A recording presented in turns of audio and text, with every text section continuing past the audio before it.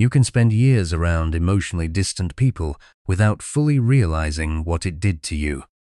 After a while, certain things just start feeling normal.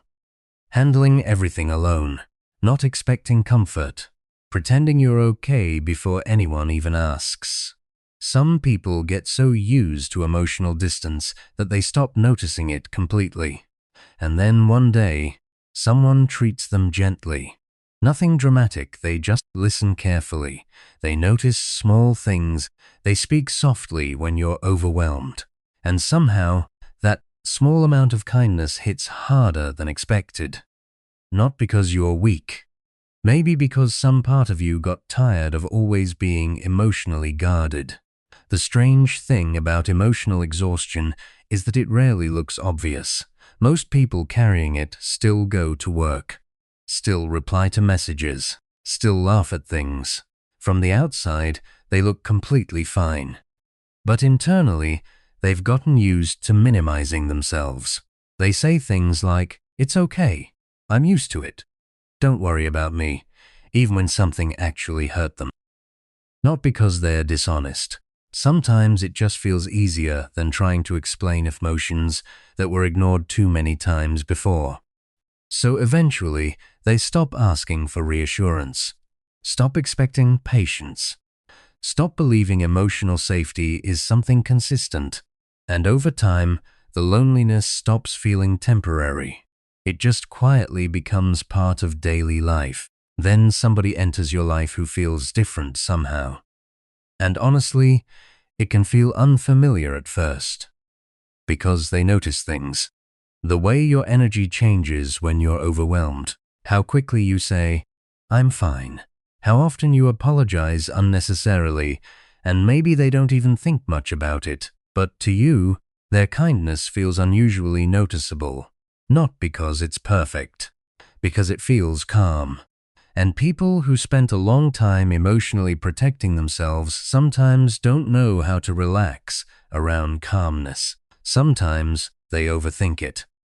Sometimes they become distant afterward. Sometimes they sit alone later wondering why such small acts of care affected them so deeply. Because maybe part of them is realizing how emotionally tense they've been for a very long time. Emotional pain doesn't always look dramatic. Sometimes it shows up quietly, like feeling guilty for needing comfort, or assuming people will eventually lose interest in you, or overthinking messages that probably meant nothing harmful. Sometimes it's struggling to trust kindness because inconsistency taught you to expect distance eventually. So even healthy affection can feel unfamiliar. Not bad, just unfamiliar. And unfamiliar emotions can make people emotionally defensive without realizing it. You start waiting for the mood change, the silence, the emotional distance. And when it doesn't happen, your mind still struggles to relax completely. Because people adapt to emotional environments slowly, especially the difficult ones. Some of the loneliest people still spend time around others every day. They have conversations, notifications, friends, group chats. But emotionally, they still feel disconnected somehow. And late at night, when everything gets quiet again, those feelings become harder to ignore. You check your phone for no real reason. Replay conversations in your head. Wonder why certain moments stay with you longer than they should. And sometimes, one genuinely kind interaction can reveal how emotionally overwhelmed you actually were. Not because another person saved you, but because they treated your emotions carefully when you weren't used to that. And maybe that difference stayed with you. That's also why emotionally hurt people sometimes struggle with healthy relationships. Not because they enjoy chaos. Usually, it's because emotional safety feels unfamiliar. And unfamiliar things can feel uncomfortable at first, so they overthink, pull away sometimes, get quiet unexpectedly. Then later feel frustrated with themselves for reacting that way. It becomes confusing internally, because they want closeness, But closeness also makes them feel emotionally exposed. And once someone becomes important to you, the fear of losing them can quietly appear too.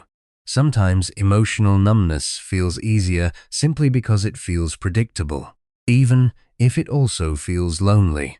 A lot of people confuse emotional numbness with healing, but they're not always the same thing. Sometimes emotional shutdown is just exhaustion. Sometimes it's self-protection. People tell themselves, "I don't really need anyone. I'm fine alone. Nothing affects me anymore." And maybe part of that feels true. But sometimes it's also emotional fatigue speaking, because healthy emotional connection usually doesn't feel cold. It feels calm, safe, soft. And occasionally, that kind of safety can feel uncomfortable before it feels peaceful. Especially for people who spent years emotionally preparing for disappointment.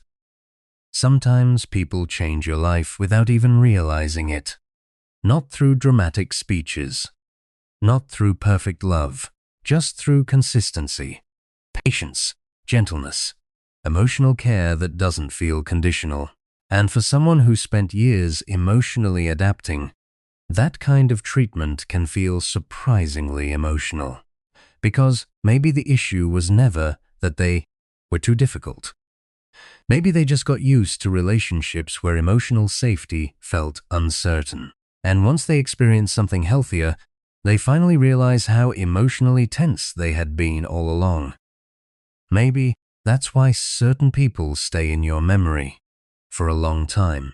Not because they fixed everything, not because they healed every wound, but because around them, you felt slightly less guarded, slightly less exhausted, slightly more understood.